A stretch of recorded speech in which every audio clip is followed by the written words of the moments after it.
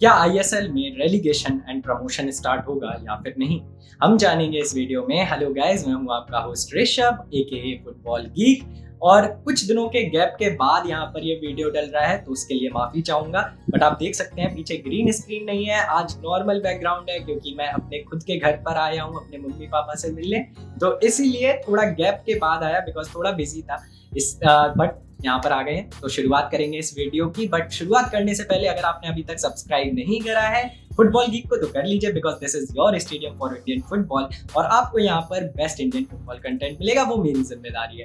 तो शुरुआत करते हैं। तो कुछ दिन पहले आपको अगर पता ना हो, केंकरे एफसी रेलीगेट हो गए थे एंड रियल कश्मीर भी रेलीगेट हो सकते थे बट उस दिन रियल कश्मीर बच गए and Real Kashmir are still in the I league. But Kenkre जो पहली बार आई लीग में खेल रहे थे वो रेलीगेट हो चुके हैं। और उसके बाद एक कोट आया था, एक इंटरव्यू हुआ था सुनंदो धार का जो कि आपके एआईएफएफ के लीग्स सीईओ है। तो उनका एक इंटरव्यू हुआ था, उन्होंने बोला कि आप देख सकते हैं कितना मायने रखता था आई लीग में रहना रियल कश्मीर के लिए।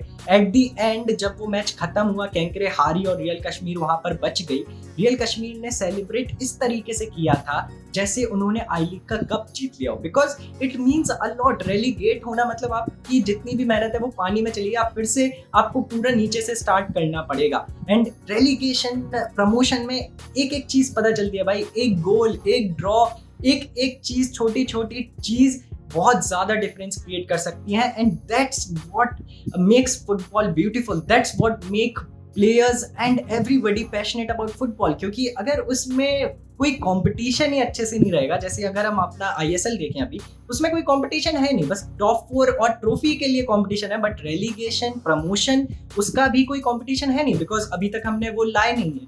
तो सुनंदो धार ने बोला कि जो रोड मैप है जो हमने डिसाइड किया था हम लोग उसी को फॉलो कर रहे हैं। एंड नेक्स्ट ईयर के 2022-23 आई लीग के चैंपियंस जो होंगे वो क्वालिफाई करेंगे आईएसएल के लिए and this will keep on going on for 2 years। तो 2022-23, 2023-24 और 2024-25 जो सीजन होगा आईएसएल का, तब वहां पर रेलीगेशन भी स्टार्ट हो जाएगा। अभी केवल 2 साल प्रमोशन स्टार्ट होगा नेक्स्ट आई लीग सीजन से एंड फिर उसके बाद रेलीगेशन स्टार्ट होगा आईएसएल में 2024-2025 सीजन से।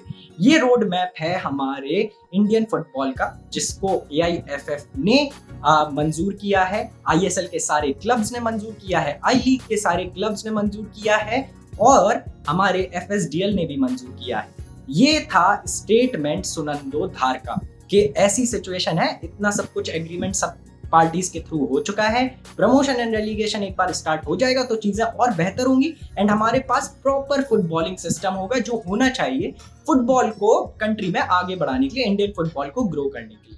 मगर उसके एक आध दिन बाद ही मेरे ख्याल से जयदीप बासु सर, आप जानते ही होंगे 420 ग्राम से, जो कि one of the most prominent हमारे क्या कहते हैं एक रहे हैं जर्नलिस्ट। और इतनी ज्यादा रिसर्च के बाद, इतने सारे कॉन्टेक्ट्स के बाद, इतने सारे सालों के काम करने के बाद वो हमारे पास इंफॉर्मेशन लाते हैं। तो उन्होंने ट्वीट करा कि बहुत सारे आई लीग के क्लब्स ने यहाँ पर लिखा है लेटर टू एआईएफएफ एफएसडीएल कि क्या प्रमोशन रेलीगेशन स्टार्ट हो रहा है या फिर नहीं, एटलीस्ट प्रमोशन स्टार्ट हो रहा है नेक्स्ट सीजन से या फिर नहीं, क्योंकि फिर उसी के हिसाब से टीम्स अपनी टीम प्रिपेयर करेंगी। सुनंदो धार ने बोला कि इस सीजन बहुत सारी आई लीग टीम्स ने उतना पैसा नहीं लगाया अपनी टीम में बिकॉज नेक्स्ट सीजन से अगर प्रमोशन स्टार्ट हो रहा है ये सारी टीम्स अपनी टीम बेटर बनाना चाहती हैं एंड compete करना चाहती हैं उस प्रमोशन के लिए, आईएसएल में पहुंचने के लिए।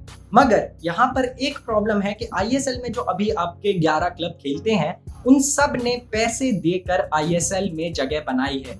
तो क्या वो आई लीग के क्लब्स को केवल मेरिट पर आने देंगे?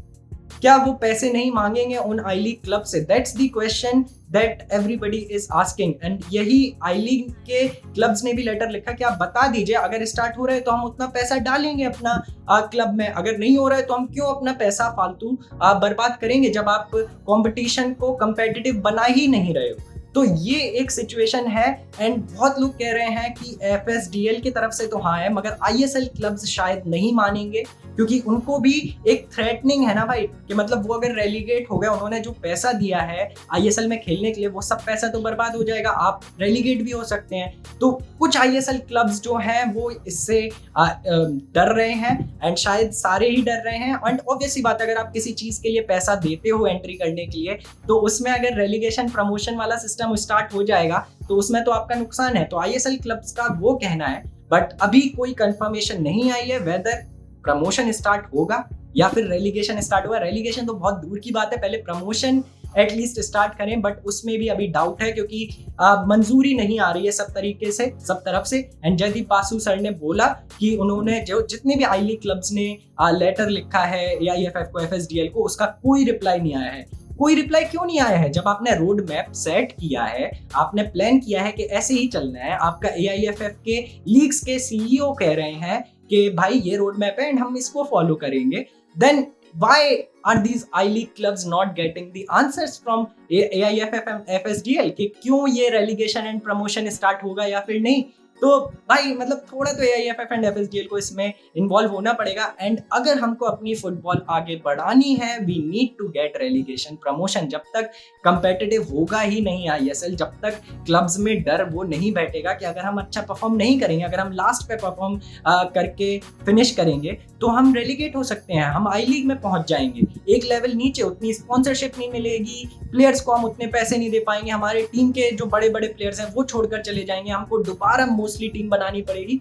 तो वो सारी सिचुएशन आएंगी एंड वो सारी सिचुएशन यहाँ पर इंडियन फुटबॉल को और बेटर बनाएंगी। बट आईएसएल क्लब्स इन सिचुएशन से डर भी रहे हैं because they have played a lot of money to play in the ISL. तो देखते हैं अब आईएसएल और आई लीग में प्रमोशन स्टार्ट होगा कि नहीं। जैसे ही कुछ कंफर्मेशन आएगी या कहीं से भी मुझे कुछ पता चलेगा, मैं आपको जरूर बता दूंगा।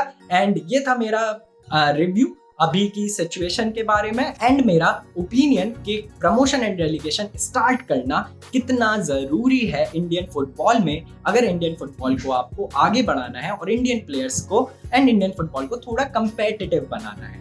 तो अगर आपको ये वीडियो अच्छा लगा है तो जरूर लाइक कर दीजिएगा एंड कमेंट सेक्शन में मुझे अपना ओपिनियन जरूर बताइएगा कि आपको क्या लगता है रेलीगेशन एंड प्रमोशन के बारे में, क्या स्टार्ट होना चाहिए, क्या नहीं होना चाहिए एंड कैसे ये सिचुएशन सॉल्व हो सकती है। आप मुझे अपने ओपिनियंस, अपने कमेंट्स जरूर मुझे कमेंट सेक्शन में बताइए एंड जल्दी से सब्सक्राइब कर लीजिए बिकॉज ये आपका ही स्टेडियम है फॉर इंडियन फुटबॉल एंड आपको यहाँ पर बेस्ट फुटबॉल कंटेंट मिलेगा इंडियन फुटबॉल से रिलेटेड। तो मैं जल्दी वापस आऊंगा अपने नेक्स्ट वीडियो के साथ, तब तक घर पर रहिए और फुटबॉल गीक देखते रहिए।